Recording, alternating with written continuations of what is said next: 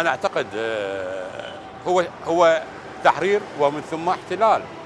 أمريكا لعبت دور في تغيير صدام.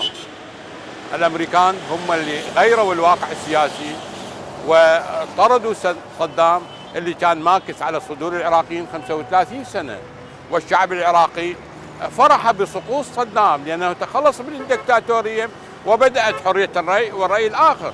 لكن مع الأسف نلاحظ هذا التغيير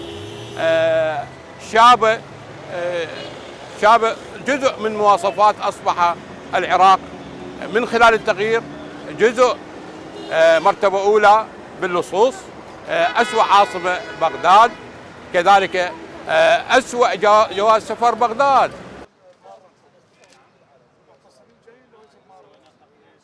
بيوم 9/4 ردنا تطور، ردنا بناء، ردنا إعمار، حالنا حال الدول، لكن لقينا الأنقص واللي يجوي علينا سياسي الصدفة اللي ما عرفوا أن يقودون الشعب العراقي، قادوه إلى الفقر وإلى الجهل وإلى الأمور السلبية كلها، لا تعليم لا صحة.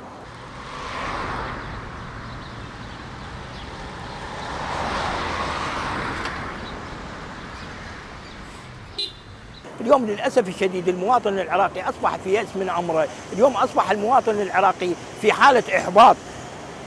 اليوم الحكومة العراقية 4 دورات، صار 4 دورات.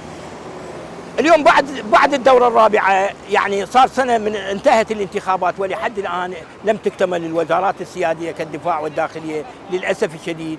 اليوم المواطن العراقي يتساءل متى يعملون؟ متى يقومون العمل؟ متى ينزلون للشارع؟ فنقولهم من هذا منبركم الكريم راح نظام صدام، لكنه احنا ما شفنا خير من وراكم حقيقة.